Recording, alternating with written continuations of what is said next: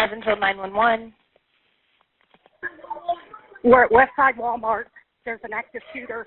Active shooter 911. Okay. Oh my God. How many shooters are there? One shooter. Okay, are you in the Westside Walmart? Yes, ma'am. Okay. Yes, ma'am. All right. How many shots have been fired? One. He shot a girl in the head. She's been shot in the head?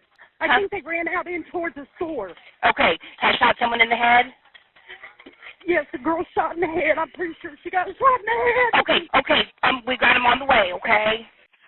All cars, be advised. Shots fired. Active shooter at 335 South Red Bank, Walmart West.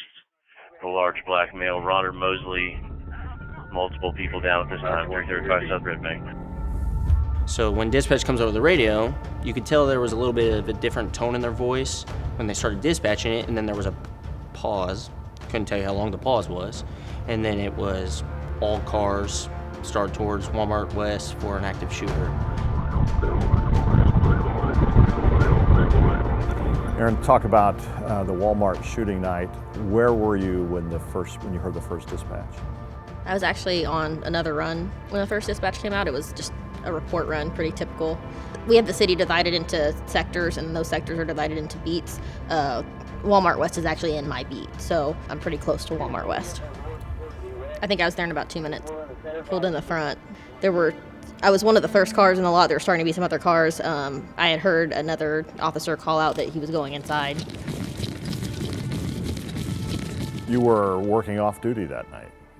Yes, I was working off duty. I was at Deaconess Hospital and had my radio on. I heard the all call come across. They said, all units be advised to active shooter Walmart West, which is something you don't hear.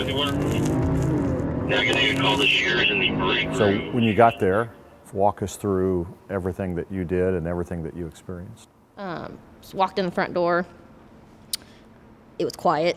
Didn't really see any people, which was a surprise for me. You know, you think active shooter, you expect to see people running, victims, hearing shots. Weren't seeing any of that, so I guess kind of got in a group of people that started working our way to the back. And then once we got inside, it was just eerily quiet. There was nothing, no yelling, no shots, nothing on the radio. It was kind of weird to hear how loud the overhead music was, and that plays the Muzak in the background on the overhead. Didn't have anywhere to go, so we just kind of formed up and started clearing the building. And as we pull into the parking lot, there's several cars parked in front of the grocery side of it, but there was 0 cars parked in front of the pharmacy side. So my partner and I, we were like, hey, the door's open, let's go in this door. So you start working your way through. Did you encounter the suspect? It was a while before, hindsight being 2020, we now know that once we got in the building, he kind of started hiding from us. So it was a while before we actually had contact with him. And then where were you when that encounter occurred? I was close to electronics. I had gotten to kind of formed another group of people. We were getting ready to push kind of east through the store.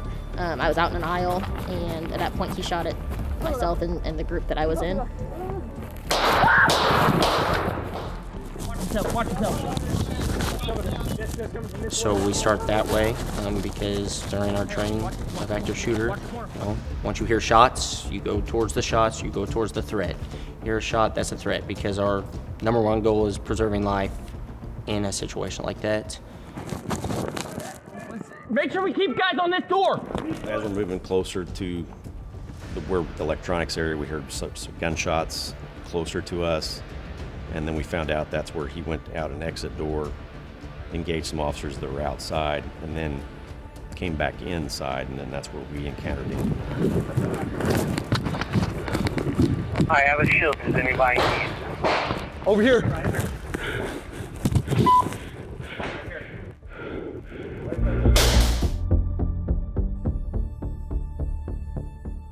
The shooting stopped, and they advised he's down, so I pushed up to where the suspect was on the ground, still armed with a handgun in his hand.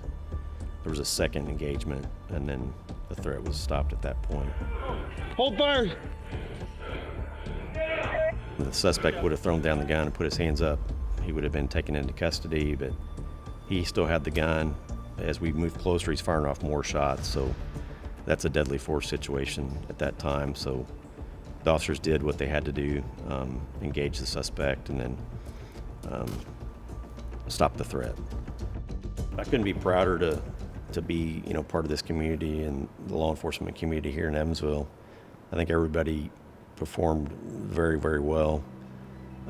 We always try to go back and pick apart, part of SWAT, we debrief everything and look at what could we have done better, what could we have done differently. But I think everybody, performed outstanding that night and went to work and didn't hesitate to go inside and, protect the citizens of Evansville.